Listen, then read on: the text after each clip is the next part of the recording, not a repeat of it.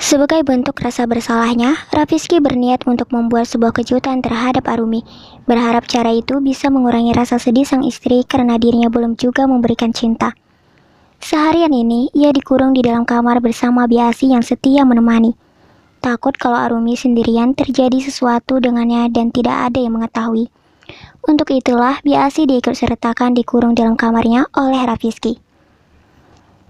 Ada-ada saja tuan, mau bikin kejutan malah kita yang harus dikurung di sini.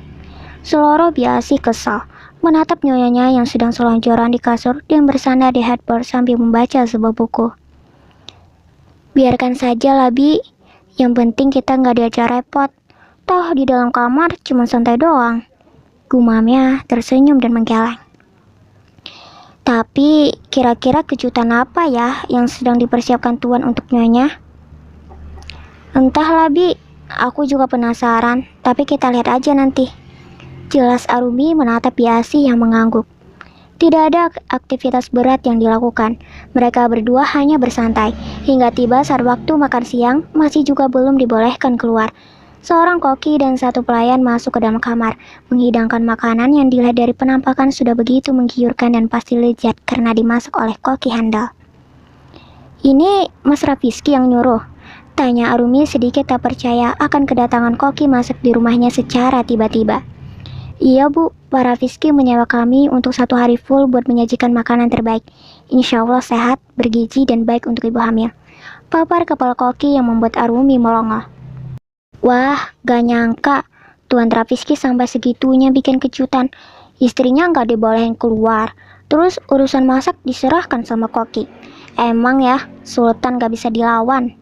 Kelakar Biasi, setelah kedua orang tadi pergi kemudian kembali mengunci pintu. Is, Bibi, tegurnya. Mereka kemudian makan dengan hikmat dan lahap, sembari menerka-nerka apa yang sedang dilakukan Raffiski sekarang, hingga pelaku utama itu belum juga menampakkan batang hidungnya sedari tadi, sampai waktu terus berdetak dan bergulir, memandarkan cahaya matahari yang sudah tenggelam di ufuk barat, mengubah terang menjadi gelapnya malam. Bahkan Biasi yang seharusnya sudah pulang, malah disuruh menginap dengan imbalan gaji 2 kali lipat. Hal itu disampaikan oleh pemotong rumput sore tadi, yang tiba-tiba ada dan membersihkan halaman saat dijumpai ketika dirinya berada di balkon kamar. Lagi acara bersih-bersih kalinya. Heran Biasi melihat mamang pemotong rumput ada di hari Minggu, biasanya hari Kamis, itu pun sekali dalam 2 minggu. Tak lama setelah dirinya diketahui memperhatikan dari balkon, seorang laki-laki tak dikenal masuk ke dalam kamar lalu mengunci pintu yang menghubungkan kamar tidur dan balkon.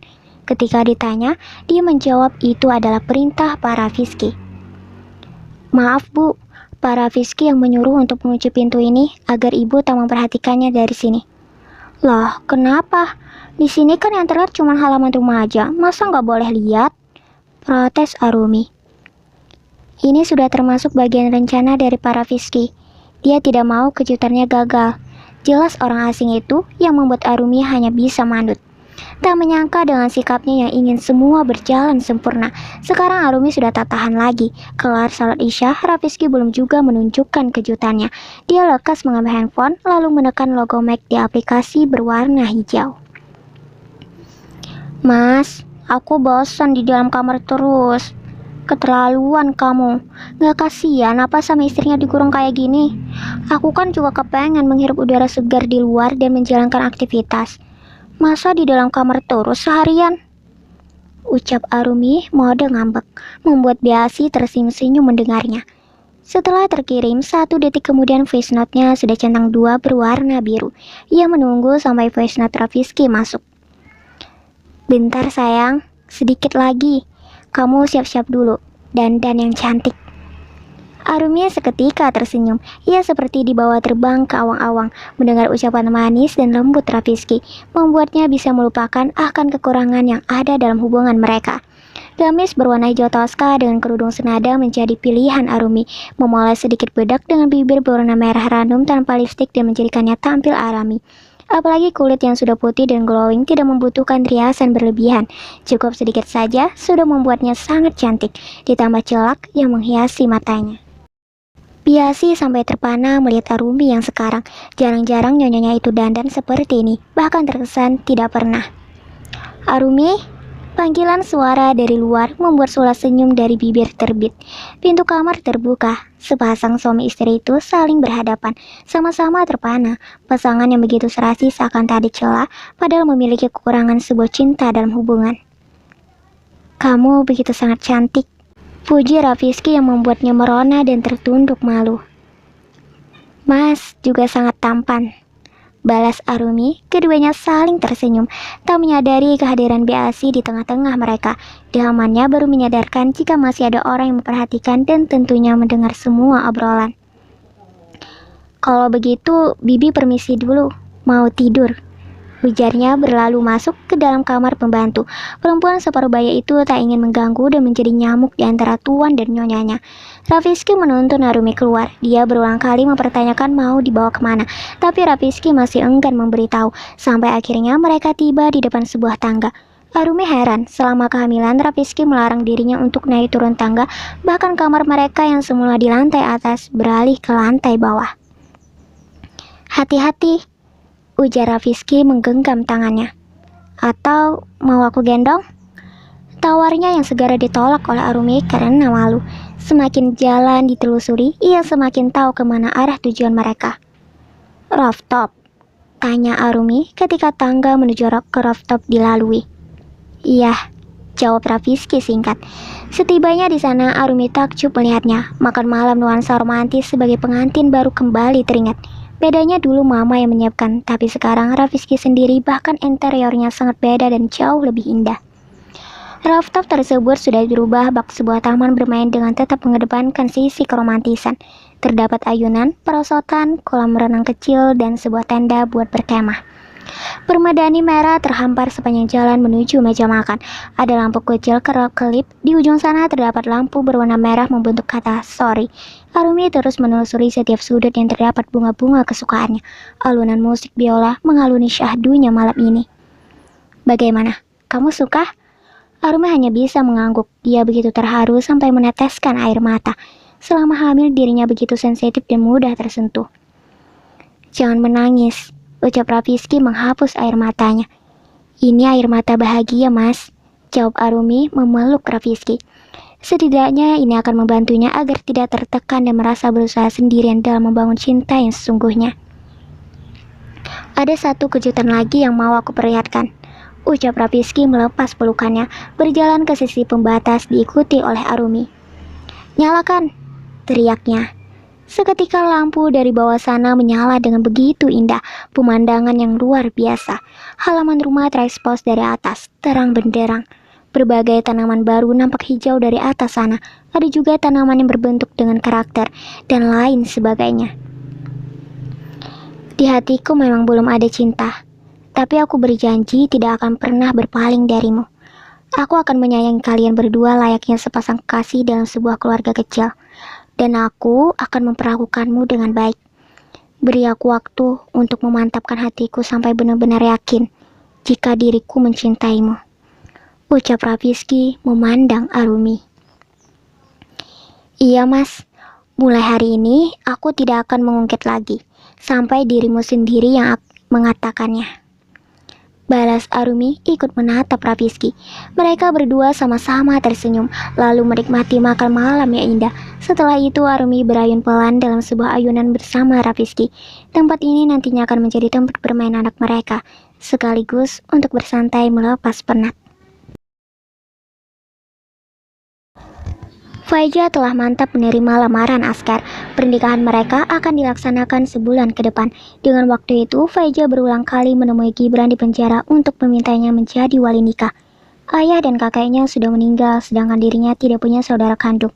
Hanya Gibran sebagai saudara lelaki seayah, maka dirinya lah yang pantas menjadi wali nikah. Selain itu, ia ingin sekali berdamai dan berharap hubungan darah tersebut bisa mempererat tali persaudaraan. Kak, sebaiknya kita berdamai. Bagaimanapun, kita adalah saudara. Maafkanlah apa yang terjadi di masa lalu, ucap Faiza. Tidak akan. Aku tidak akan pernah memaafkan kalian, bentaknya, menatap Faiza yang tertunduk. Ini bukan pertama kali yang menemui Gibran di penjara. Bahkan jauh sebelum lamaran askar, dia sering mampir ke sana. Pernah juga memberikan Gibran perlengkapan sholat. Sebagaimana kata Arumi, balaslah kejahatan seseorang dengan kebaikan. Ia sangat menginginkan kakaknya itu bertobat. Sampai kapan hidup kakak selalu diselimuti dengan kebencian? Jangan panggil aku kakak, tekan Gibran, tapi diacuhkan oleh Faiza. Kita adalah kakak beradik. Sebagai seorang adik perempuan, aku meminta kakak menjadi wali nikahku. Gibran tersenyum sinis. Jangan harap aku akan mau.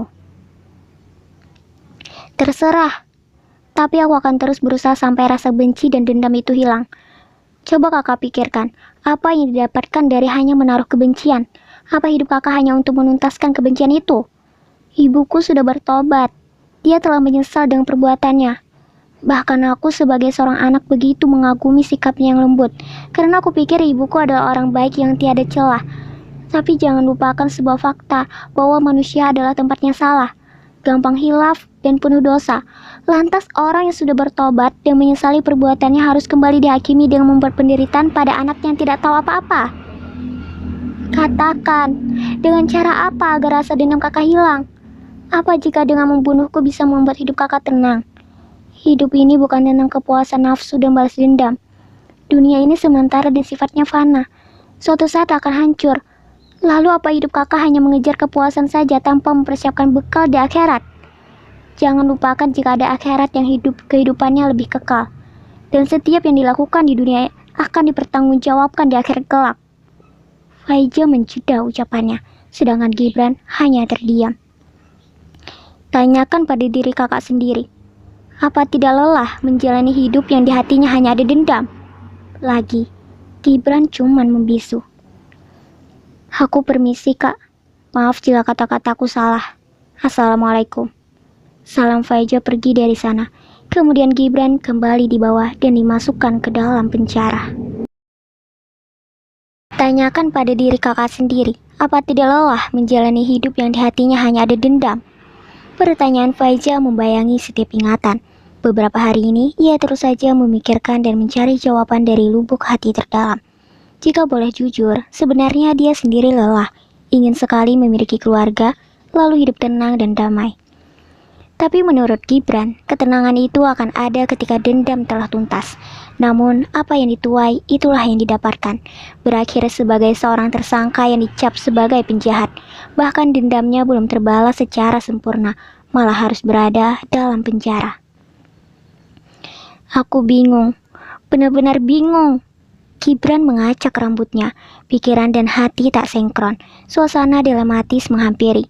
Sulit, sangat sulit untuk memaafkan orang yang telah menghancurkan masa kecilnya. Hidup tanpa kasih sayang itu bagai dihempaskan ke bumi dengan kasar. Dirinya tersisih dan terbuang, tidak ada yang peduli. Ditambah caci maki, hinaan dari orang-orang. Semua dirasakan sejak kecil. Ia tumbuh menjadi sosok dewasa sebelum waktunya, dengan sebuah dendam yang perlahan membakar hati. Apa caraku salah?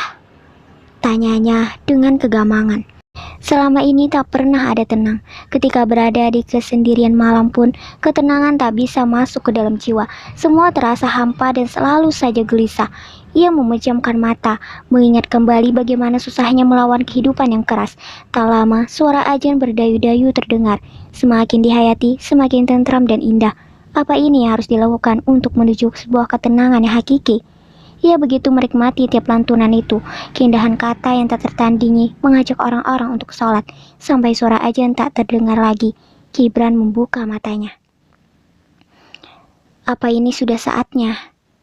Ia bertanya pada diri sendiri, menatap bingkisan yang teronggok di sudut ruangan karena enggan untuk dibuka. Perlahan, segera diambil lalu mengeluarkan isinya. Sebuah sejadah bermotif biru dan putih, baju koko serta sarung dan tak lupa peci hitam. Di antara tumpukan itu, terdapat tasbih kecil yang melingkar dengan 99 butir biji-bijian kecil.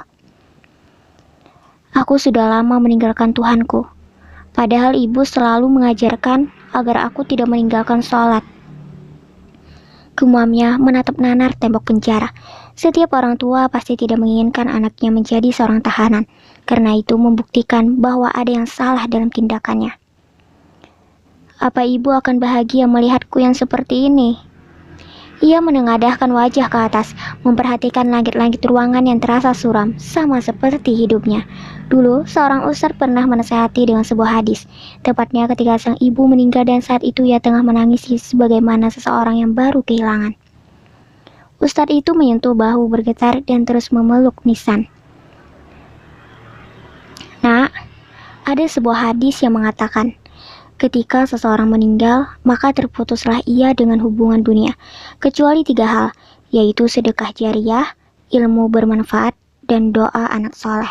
Dari Abu Hurairah radhiyallahu anhu berkata, Rasulullah shallallahu alaihi wasallam bersabda, apabila manusia itu meninggal dunia, maka terputuslah segala amalnya kecuali 3, yaitu sedekah jariah, ilmu yang bermanfaat, atau anak soleh yang mendoakan kepadanya.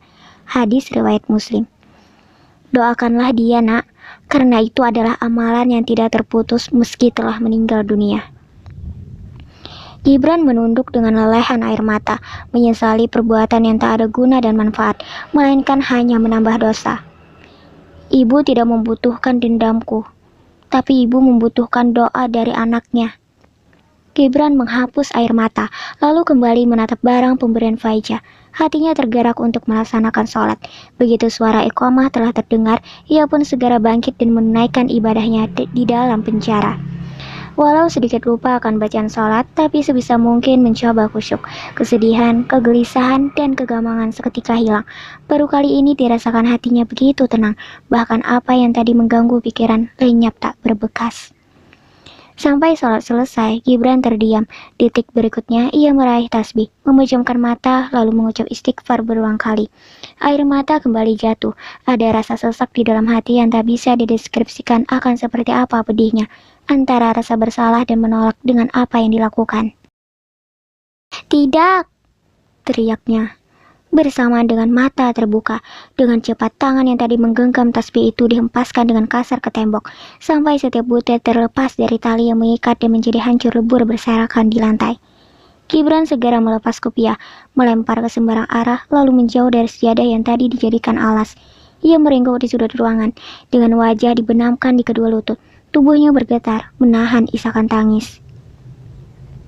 Saudara Gibran, adik Anda yang bernama Faiza ingin bertemu, kata polisi memberitahu. Aku tidak mau, tolaknya dengan suara lemah dan masih pada posisi yang sama. Temui sebentar saja, dia ingin bertemu. Sudah aku bilang, aku tidak mau, bentaknya, menatap polisi itu dengan wajah garang dan mata merah sedikit sembab. Kak, seruan seseorang dari belakang mengalihkan atensinya. Polisi pun menjauh, membiarkan mereka untuk bicara. Kali ini Faiza tak sendirian. Dia ditemani Kaisa yang masih menggunakan tongkat untuk berjalan. Sula senyum melengkung, sedikit kebahagiaan melihat kakaknya itu memakai barang yang diberikan.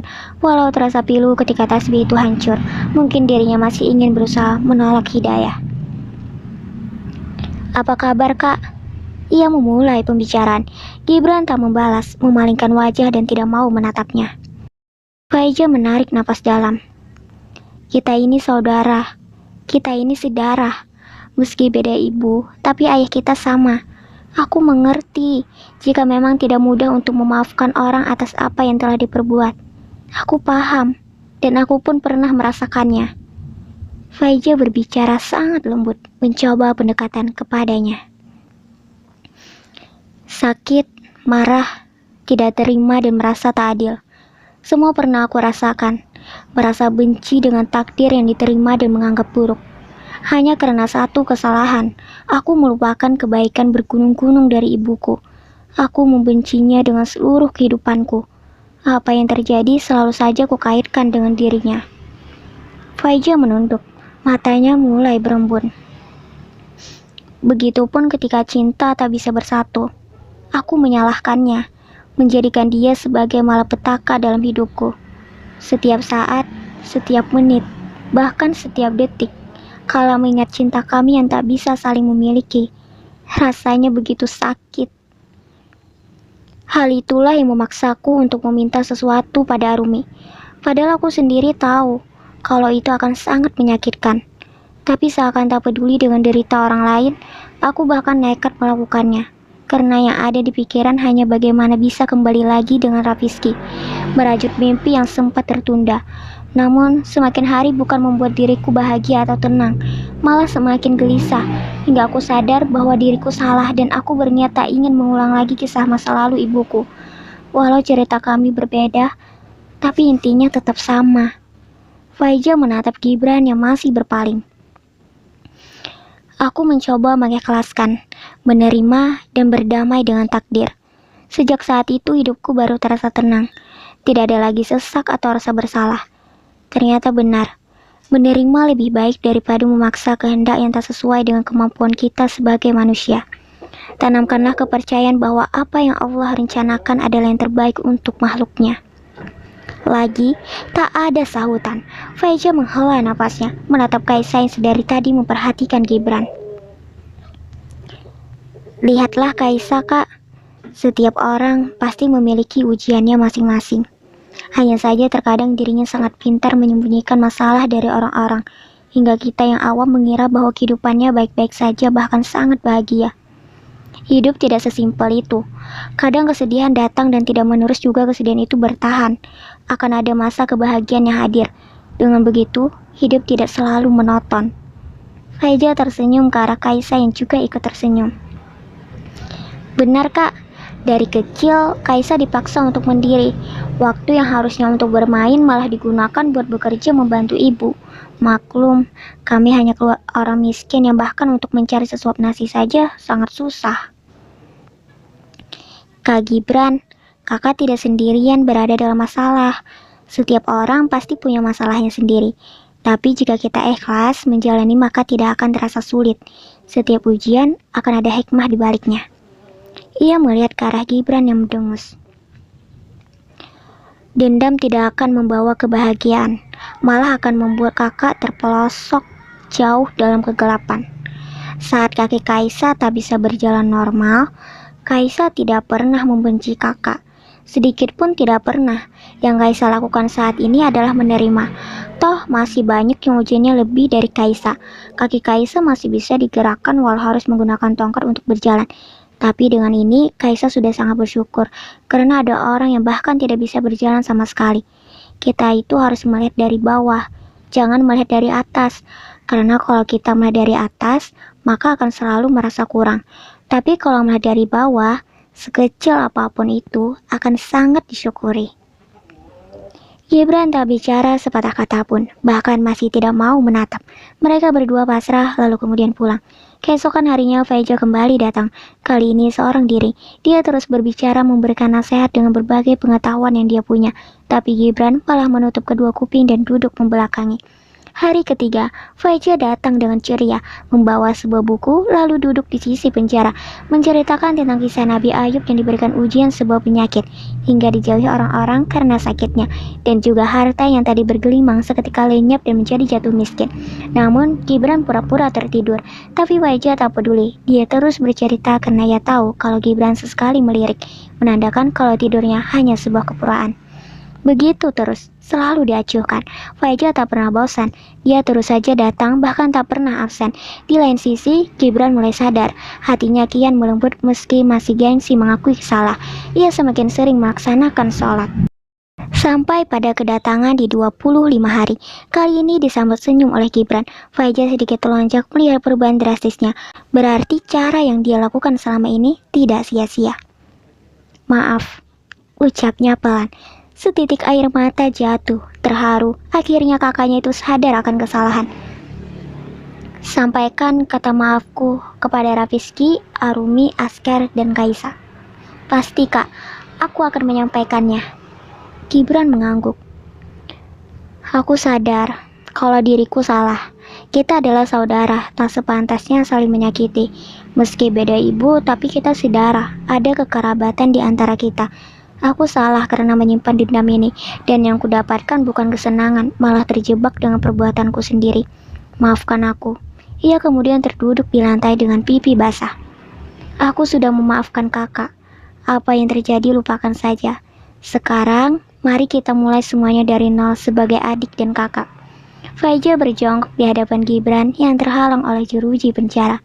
Meski beda ibu, tapi mereka adalah mahram, yang berarti aurat Faiza boleh dilihat oleh Gibran dan itu artinya tidak boleh dinikahi. Karena saudara sebapak, maka Gibran bisa menjadi wali nikah untuk Faiza. Ketika ayah, kakek, dan saudara kandung tidak ada. Aku bersedia menjadi wali nikahmu.